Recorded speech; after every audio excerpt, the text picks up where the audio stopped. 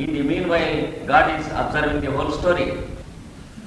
And for the question why God has created, I will put you one question. You go to a musical opera, I ask you why. Same thing to God also.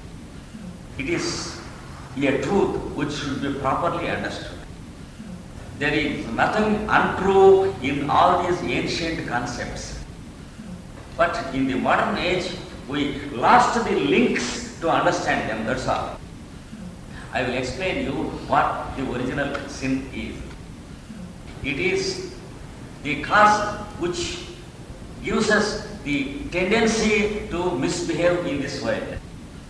We know that the human being misbehaves in many ways, and we should know the root cause of it. It is a simple truth which you can know by observing the biological phenomenon of reproduction. Question yourself, how we are born?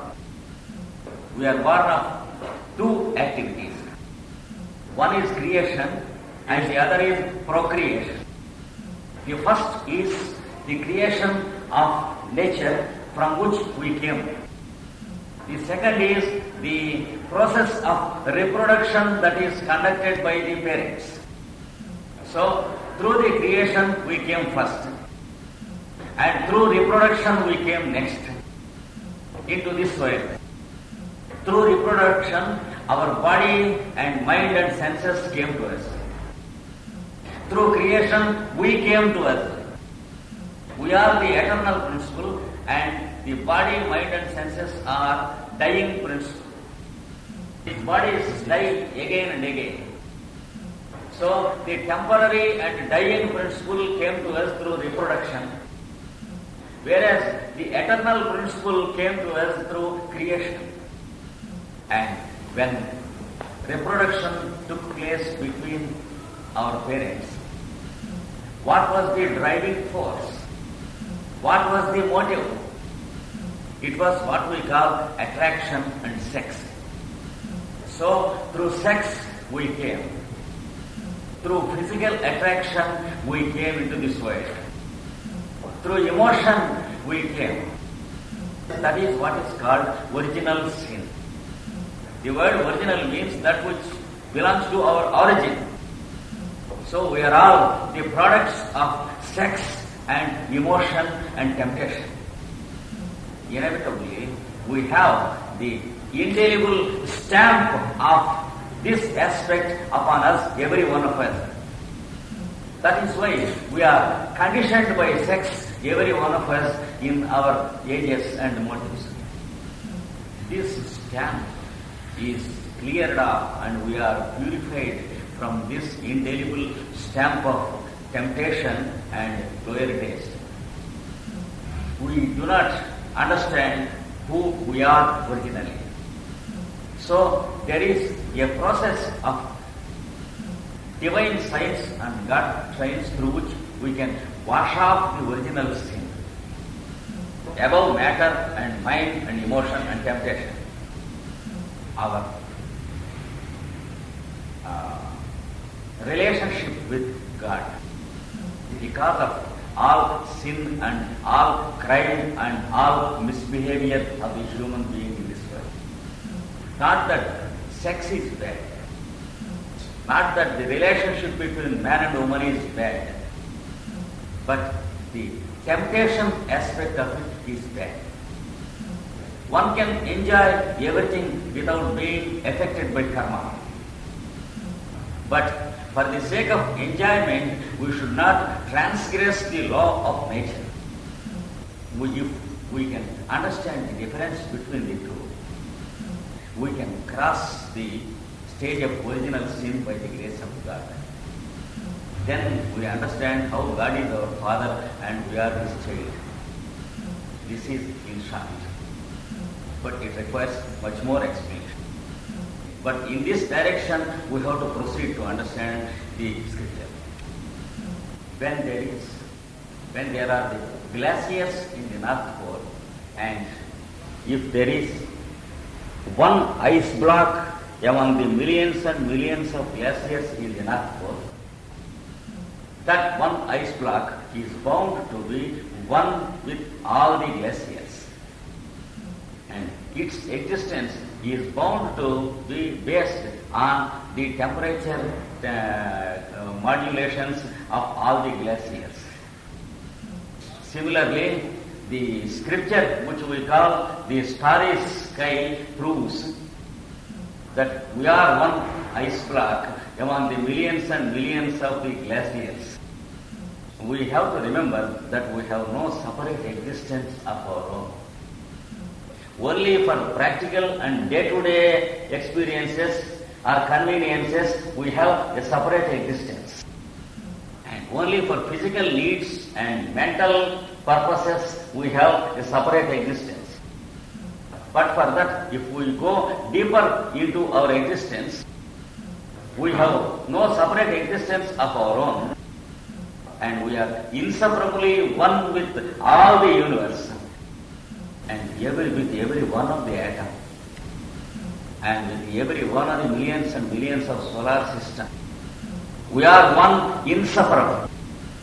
And when we remember this fact, it helps us automatically in our spiritual path.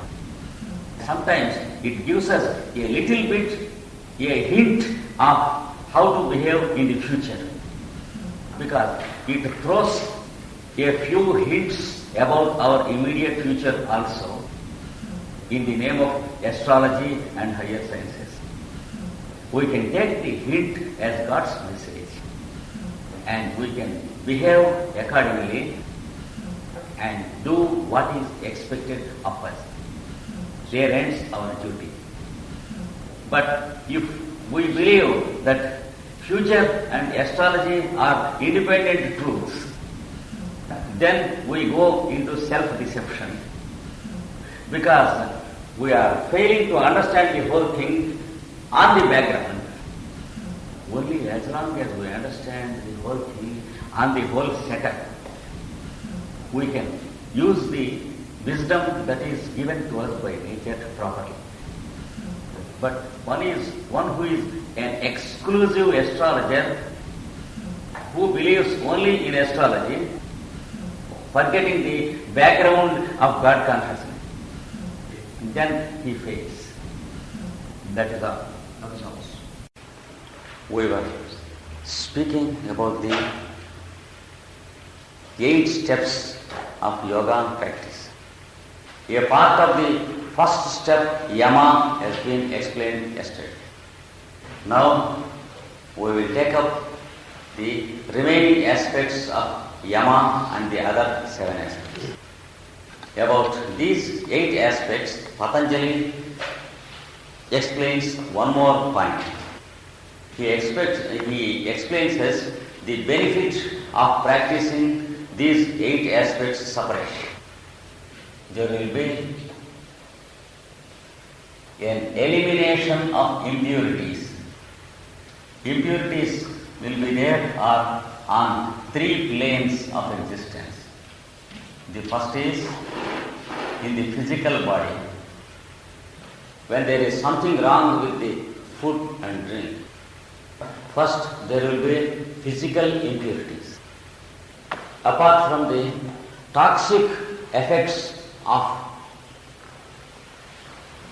bad application of food and drink, there is the possibility of blockages of the pulsations in the body. We have seen how the pulsations are making us live.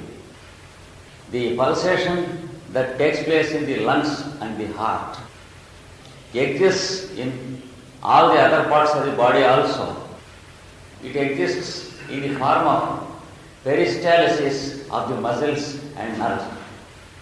That is the contraction and expansion of the centers. This activity causes contraction and expansion of the various vital organs. There is a difference between the centers and the vital organs. The centers of activity exist along the spinal cord, and they are called the chakras.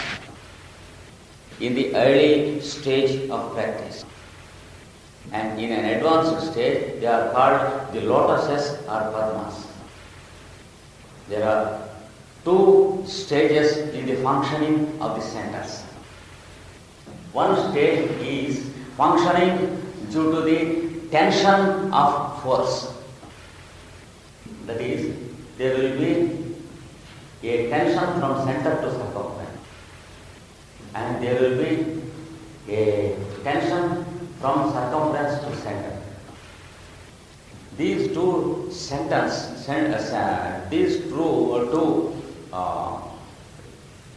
tensions cause equilibrium of each center. They make the chakras exist on the higher planes of existence. Remember, the chakras do not exist on the first plane, the physical body. Just as magnetic lines of force do not exist on the physical magnet. You observe a magnet, nothing can be seen about the magnetic lines of force. Similarly, if you go and examine in the anatomy theatre the spinal column of a dead body, you do not find any one of the chakras in it. But if you expose iron dust to a magnet, you will find how the lines of force are working. Only with the help of iron dust, you will be able to understand the existence of the lines of force. Same thing also with the cerebrospinal mechanism.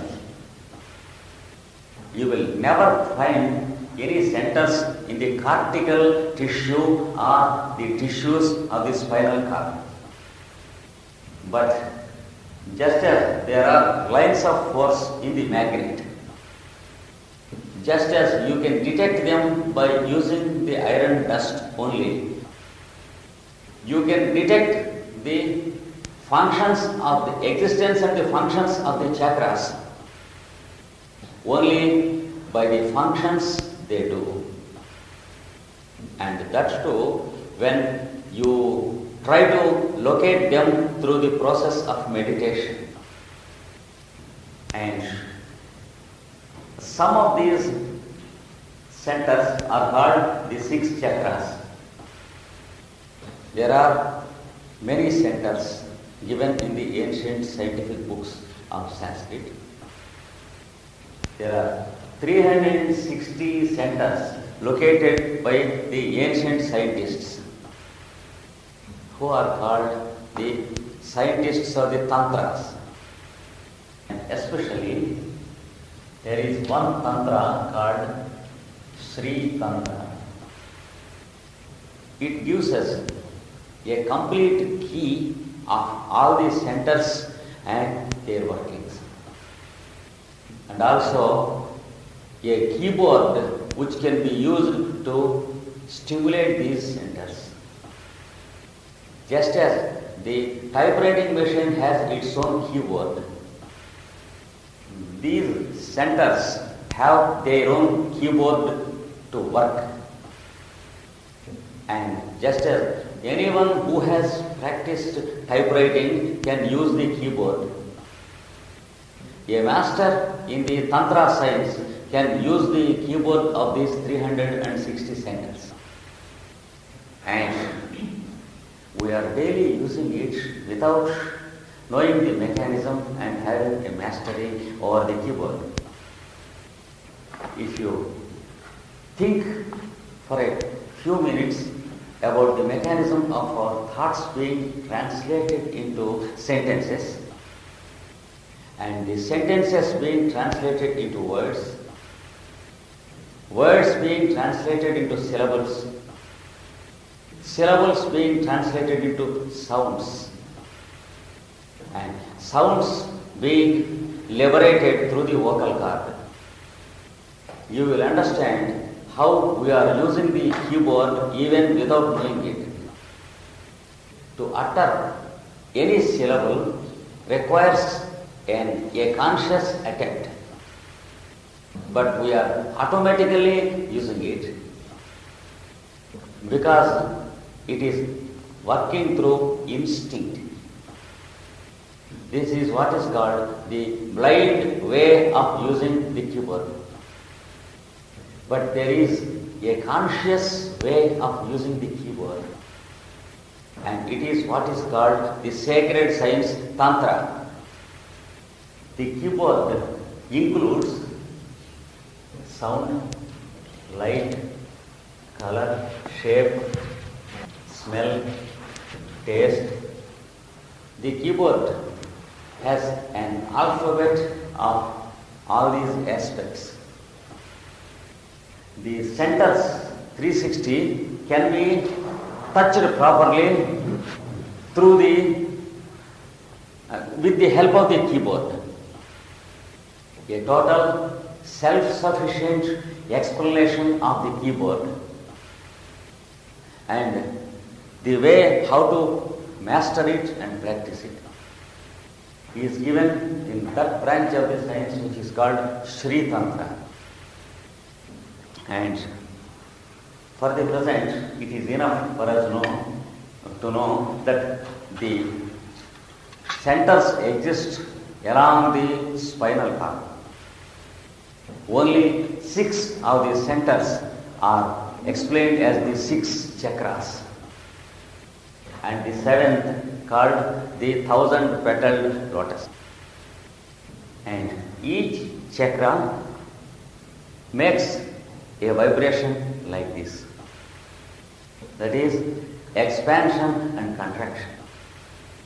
Because it is made up of only lines of force. There is no matter or material substance which makes these chakras. Each chakra is made up of a fabric of lines of force.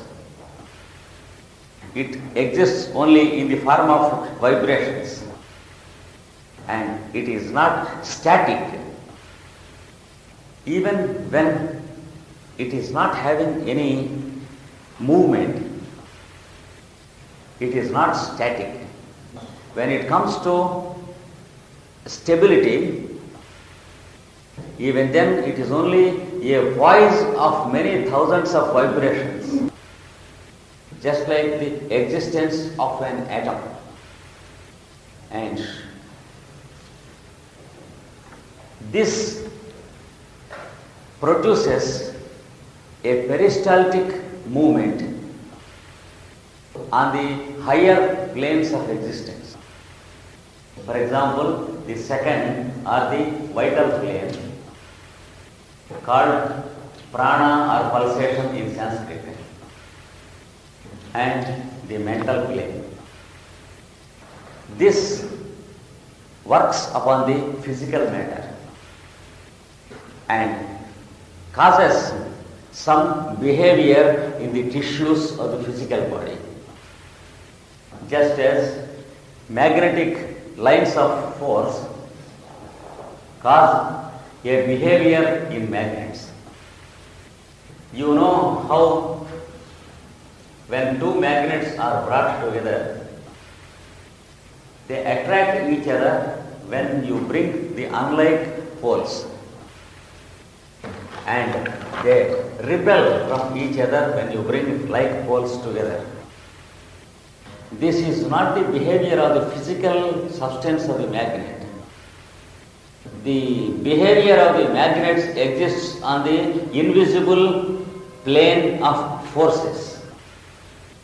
But you will find the behavior of the magnet on the physical plane. Physically, two magnets are attracted or repelled from each other. And physically, every magnet points to north and south only.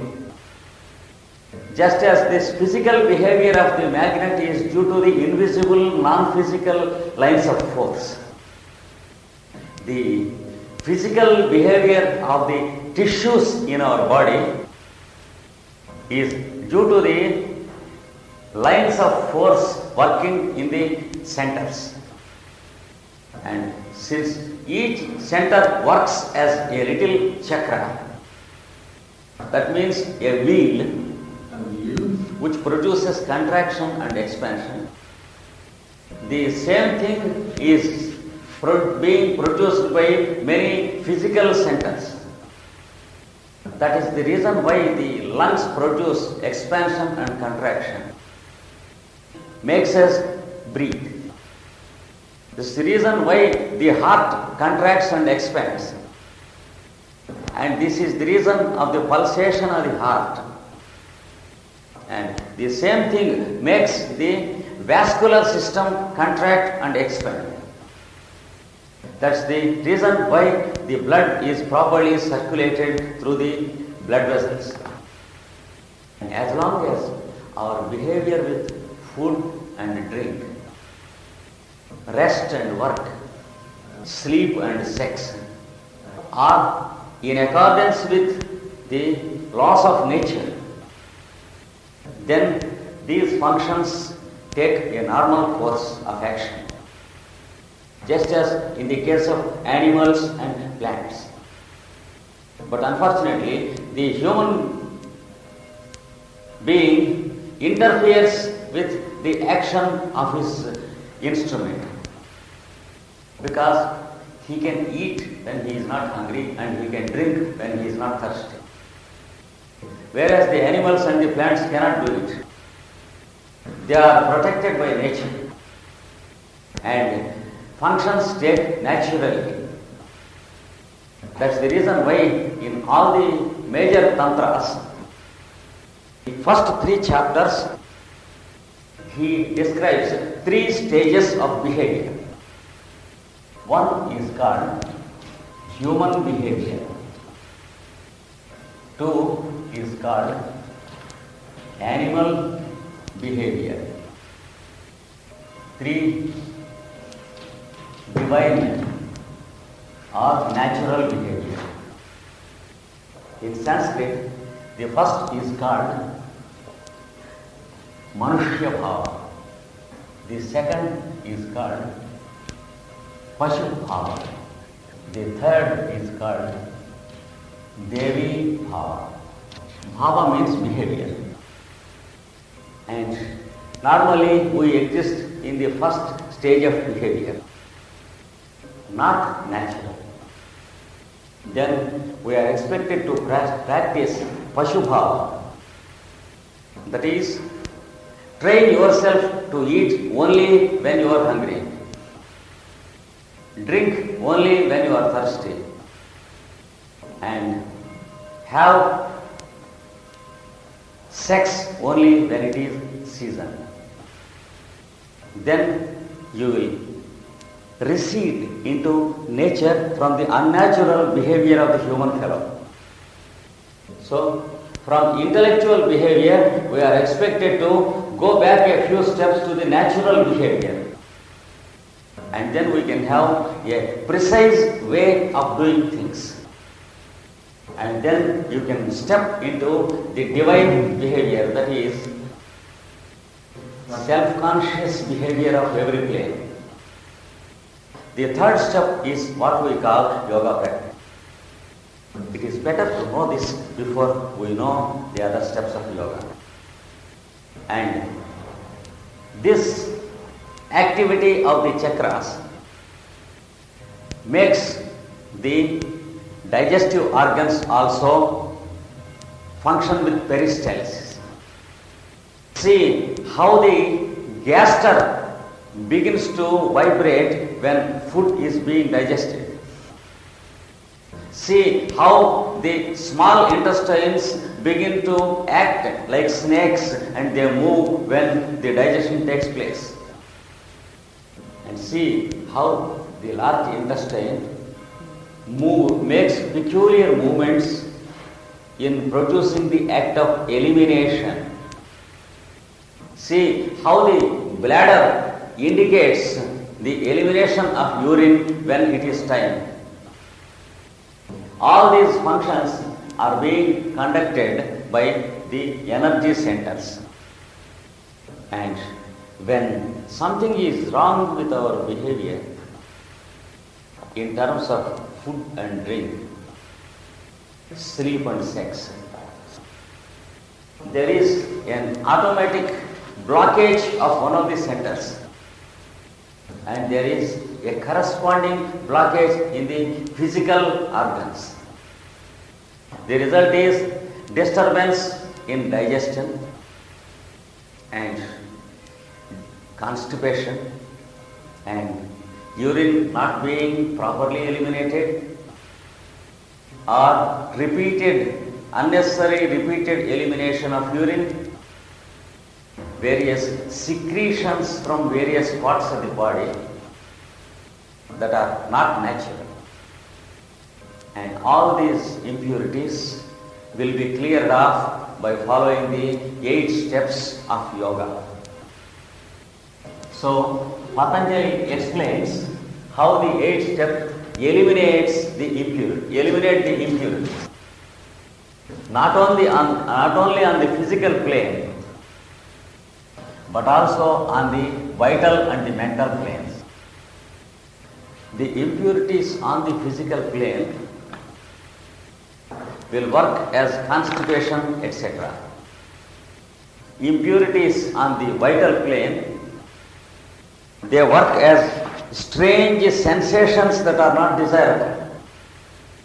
That is, the various types of pain and discomfort, various types of tensions or unnecessary relaxations, and a bit of slackening of the muscles and nerves. And on the mental plane, the impurities work by producing toxic effects.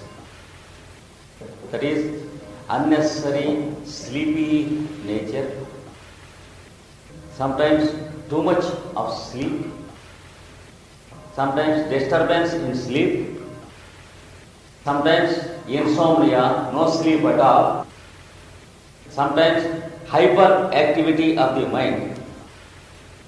That is, the mind goes on working day and night without sleeping.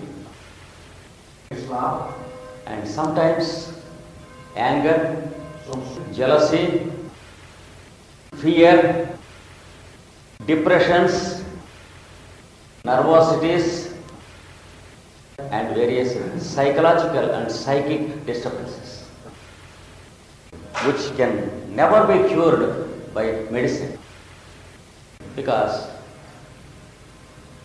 we have only one solution to control these things in medical science. And that method is the most unscientific and dangerous and primitive method. That is the use of sedatives, tranquilizers. They contain all sorts of dirty narcotics which bring stupidity to the natural functions of the mind. So in that respect, medical science is still in its stone age at present. It is too primitive, and if we do not know scientific advanced methods like yogic practice, it is better to suffer from these impurities and diseases than to suffer from the bad effects of narcotics and tranquilizers. Please remember, there is no compromise about this, because nature never compromises with our evils. The fact medical science accepts these things never proves that they are correct. It only proves that the present medical science is most unscientific and dirty. We should not be ashamed of rectifying what we have to rectify. So, we have an advanced method of eliminating all these 3 impurities. Suppose I feel that there are many enemies working against me, that many people are jealous about me. They do not like that I am becoming popular. This is how my thoughts are conditioned on the mental plane by the impurities. Many people feel the existence of enemies. Many people understand that there are people who are jealous of them. This is due to the impurities working on the mental plane. Not in the mental plane of the enemies, but in our own mental plane. If the mental plane of enemies is working, let them take care. We are not there to take care of our enemies. The fact we are feeling the existence of enemies outside immediately proves the existence of some impurity or toxic matter in us. That something like liver or spleen is not working properly. And it is producing its own toxic effect upon the mind. And we are having misanthropic moods. This is the way how the impurities work on the three lower planes. A proper practice of the 8 steps of yoga eliminates these impurities in a systematic and safe manner, leaves the vehicles clean and pure. We have not only these 3 planes of existence, there are 7 planes of consciousness in every one of us. And for your information, I will enumerate the 7 before we proceed to the 8 steps of yoga. The first is called the material plane or the physical plane. The second is called the vital plane, which is the plane of forces that is working through the cerebrospinal system and the nerves. The third is the mental plane, or what we call the mind. Fourth is the plane of pure will, which is called buddhi in Sanskrit. Buddhi in Sanskrit. What's the disturbance? What's the difference between mind and buddhi? Mind is only a reporting person who reports the persons and the things of the environment to the indweller, who takes the orders of the indweller to transmit to the outer world. He has no message of his own to give us. But buddhi is different. It has what is called discrimination. It gives you the power to choose the correct thing and reject the wrong thing. It also gives you what is called common sense, which is the infallible gauge to truth and untruth. If we feel lazy in using our common sense, then we will deceive ourselves many times. Through a process of self-mystification, in the name of many experiences in yoga and many wrong experiences in tantra, and in the name of strange phenomena and psychism, and bad experiments in the name of communicating with the dead persons, we will resort to many strange things that are not true and not natural. We cannot distinguish between what is true and what is false.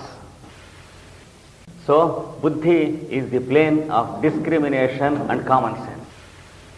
It is described as the purificatory fire in the scriptures. Our house, which is our physical, our constitution, is said to have 3 fires in it in the scriptures. One fire is called buddhi, into which you are expected to throw everything you receive, and then let the impurities be burnt in the fire, and then again receive the pure offering given to you by the fire. And another fire is called the fire of the householder. That is what we call the digestive fire. You are expected to keep the sanctity of it by not throwing every dirty stuff into it and by keeping timings in eating and drinking. And there is another fire called the southern fire. In the vertebral column, the upper end is called north and the lower end is called south, because they have a strange correspondence with the North Pole and South Pole of our Earth. And here, southern fire means the fire that is placed in our genitals by nature. That is what is called the fire of reproduction, what we call we are expected to keep the purity of the third fire by practicing perfect celibacy up to 21 years and then selecting a proper mate and getting married and observing monogamy and purity of, so that we may provide pure bodies for the souls who want to come into this world. So these are called the three fires in the house, and we are expected to worship these three fires always. This is how the scriptures describe about buddhi. And then there is the fifth plane of our consciousness, which is called